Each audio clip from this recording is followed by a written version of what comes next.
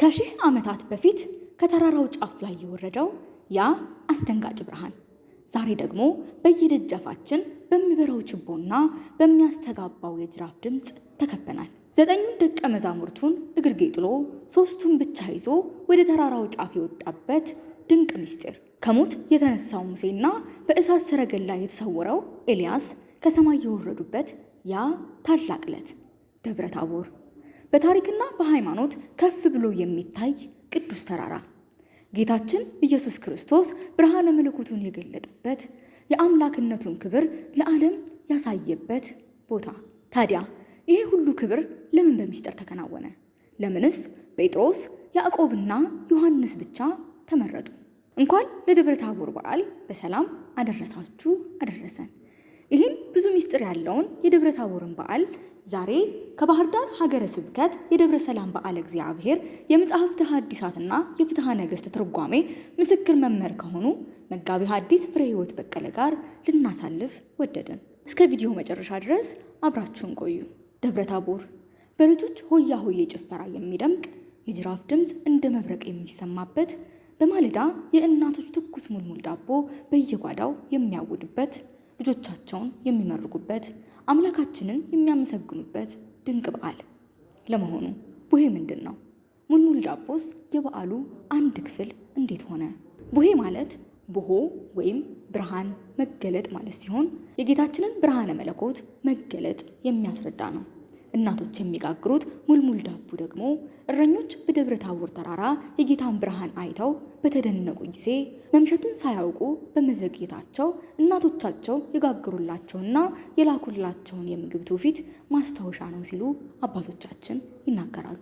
ደብረ ታቦር በምድረ እስራኤል የሚገኝ ጌታችን ክርስቶስ ብርሃነ መለኮቱ የገለጠበት ተራራ ነው።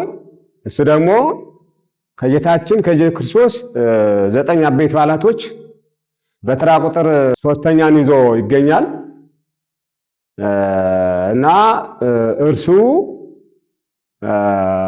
አከባበሩ በነሐሴ ውስጥ ነሐሴ 13 የሚከበር ነው እና ብዙ ስያሜዎች ስላሉት ከብዙ ስያሜዎች አንዱ ቡሄ የሚል ስያሜ ያለው ማለት ነው።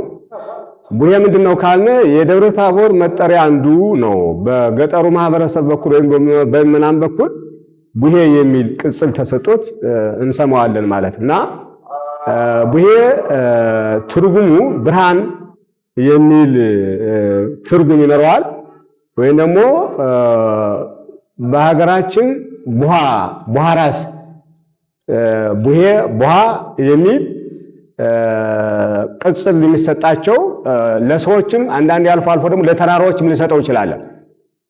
ተራራዎቹ ዛፍ የሌለባቸው እንዲሁ አለት የበዛባቸው ሆነው ሲታዩ እነሱን ያ ቡሃ ተብሎ ቡሃ ደንጋ ቡሃ ተራራ ተብሎ ሊጠራ ይችላል። በተመሳሳይ ሰዎችም ከራሳቸው ላይ ጸጉር የሌላቸው ሰዎች እንደዚያ ብለን ልንጠራቸው እንችላለን ማለት ነው።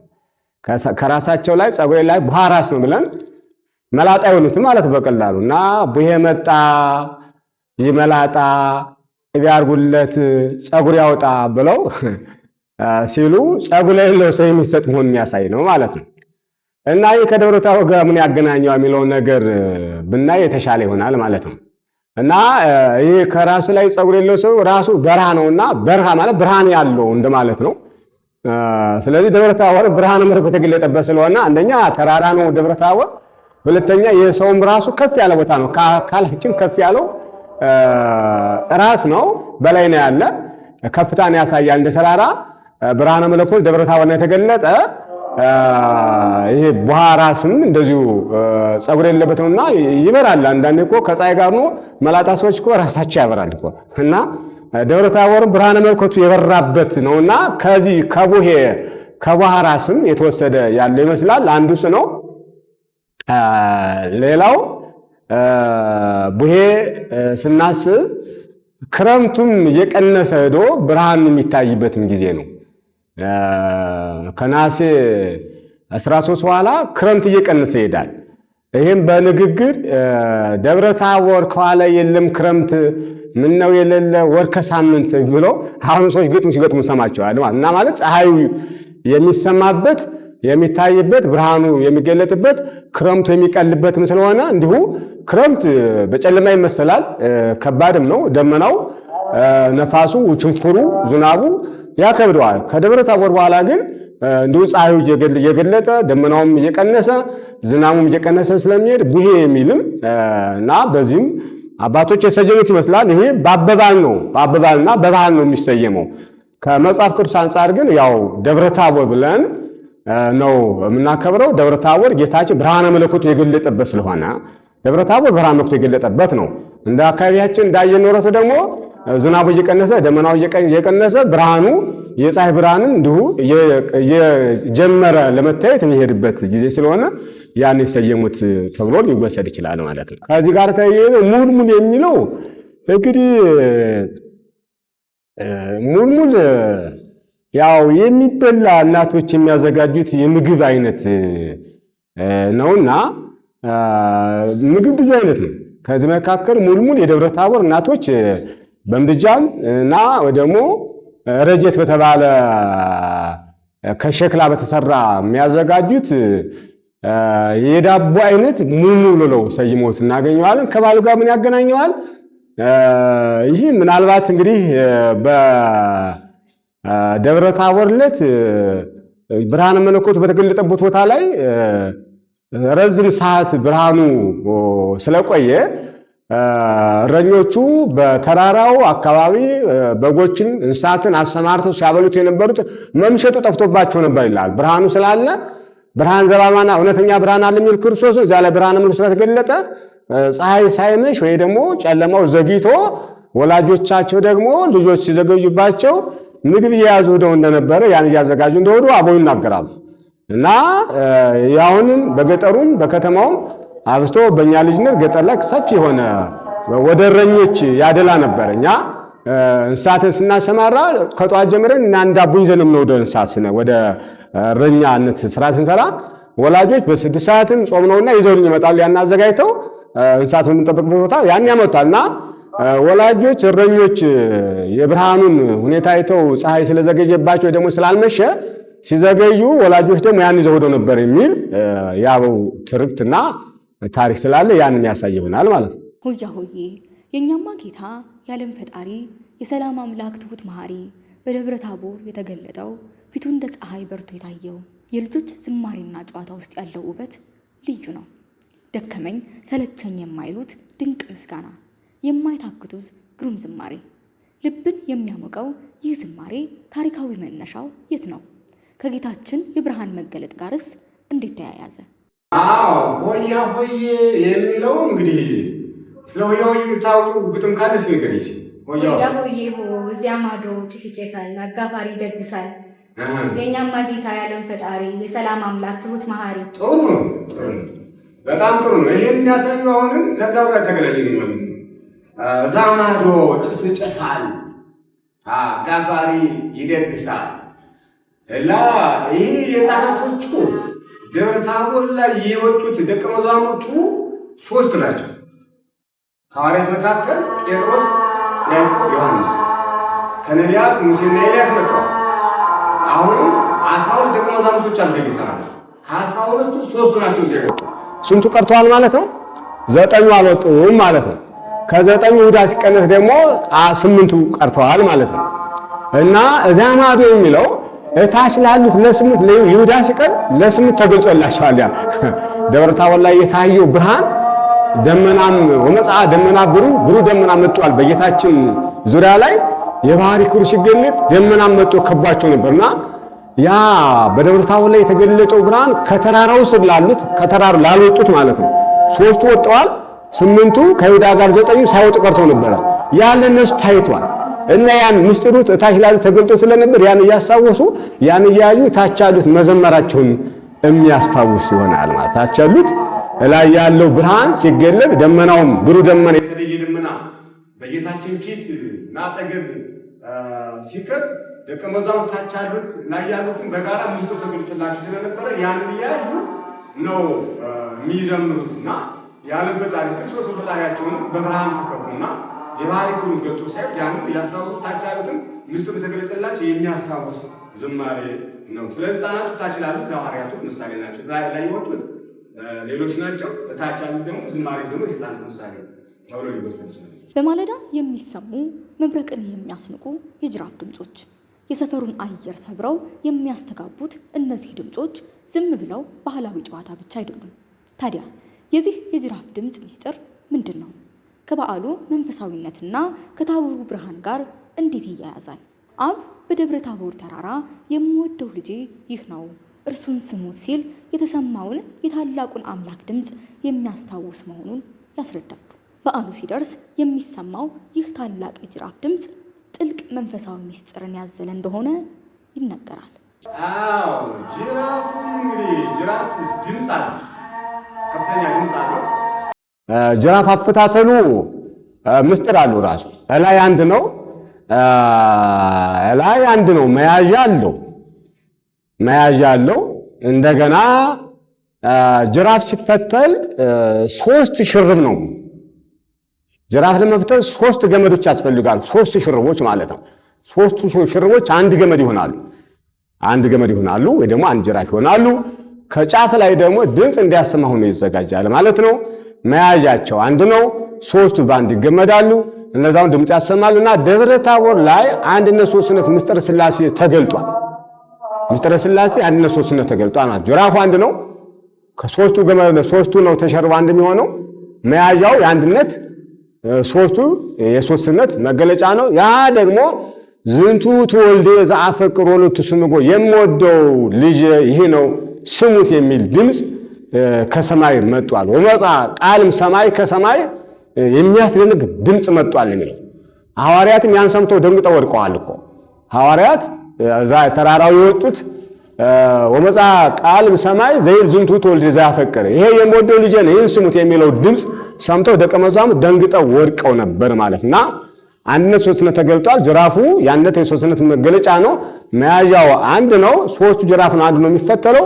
ስለዚህ መለኮት በደብረ ታቦር ምስጢሩ ሲገለጥ አብ ይሄ ልጅ ነው ብሎ ሲናገር ከፍተኛ ድምጽ መጥቶ ተምሰውቷል። ያም ደቀ መዛሙርቱ ፈርተው ደንግጠው የወደቁበት አጋጣሚ ስለነበረ ያን ድምጽ መለኮትን የሚያስታውስ ነው ሊሆን የሚችለው ማለት ነው። በምሽት በየደጃፉና በየቀየው ችቦ ይበራል። ነበልባሉ ጨለማውን ሲያበራ ማህበረሰቡ በችቦ ዙሪያ ቆመው ያመሰግናሉ።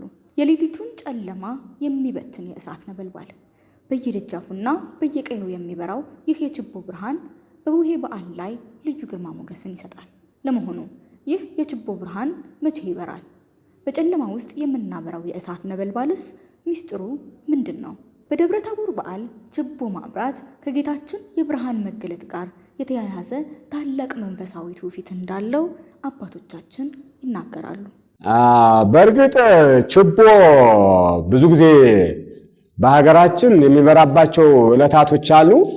ከሚበራባቸው ዕለታቶች አንዱ ደብረ ታቦር ቡሄ ነውና እሱስ ምንድን ያሳያል ከተባለ ቅድም እንዳልኩት ያው የሌሊቱን መንጋት ማሳያ ብርሃን በምስራቅ በኩል ይታያል። በሌላ በኩል ይሄም ክረምቱን እንደ ሌሊት አድርገው ስለሚወስዱ ክረምቱን እየተወገደ እየቀነሰ መምጣቱን ማሳያ ተብሎ ይወሰዳል። ሌላው ግን ደብረ ታቦር ላይ ወአብርሃ ገጹ ከመፀሐይ ፊቱ እንደ ፀሐይ በራ ወአልባሱኒ ኮነ ጻዳ ከመበረድ ልብሱም እንደ በረዶ ነጭ ሆነ ይለዋል። ክርስቶስ ደብረ ታቦር ላይ ሲገለጥ የታዩ ነገሮች በሰማይ ደመና እና ከደመናው ደግሞ ይህ ልጄ ነው ስሙት የሚለው ድምጽ ከፍተኛ ድምጽ ተሰምቷል።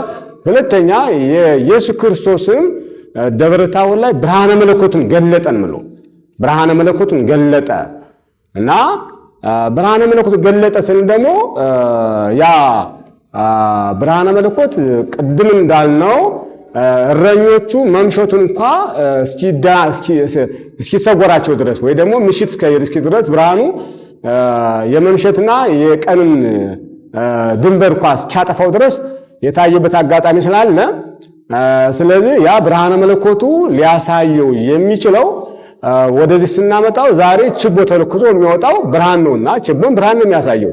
ብርሃነ መለኮቱ ደብረ ታቦር ላይ ስለተገለጠ ወአብርሃ ገጹ ከመፀሐይ ልብሱ ፊቱ እንደ ፀሐይ በራ ልብሱም እንደ በረዶ ነጭ ሆነ የሚለውን የሚያስታውስ ስለሆነ ወጣቶቹ ልጆቹ ችቦ መለኮሳቸው የደብረ ታቦር ዕለት ብርሃነ መለኮቱን መገለጡን የሚያሳይ ነው ሊሆን የሚችለው ማለት ነው። ከሺህ ዓመታት ትውፊት ተሻግሮ የአባቶችን ፈሊጥ ይዞ ዛሬ ድረስ በደመቀ ሁኔታ የዘለቀው ይህ ድንቅ በዓል ነገስ በዚህ ውበቱ ቀጥሎ እንዲሻገር ለእኛ የተቀመጠው አደራ ምንድን ነው? ሃይማኖታዊና ባህላዊ እሴቱን ጠብቆ እንዲቀጥልስ ምን መደረግ አለበት? ጥሩ ነው። በዓሉ ሃይማኖታዊ ነው፣ ባህላዊም ሆኗል። አንዳንዴ ሃይማኖት ወደ ባህልነትም ሲቀየር እንዳደገም ሊቆጠር ይችላል። ምክንያቱም በህብረተሰቡ ሰርጿል ማለት ነው። ህብረተሰቡ ባህል አድርጎታል። ሃይማኖቱን ባህል አድርጎ መኖር ቀላል ነገር አለ።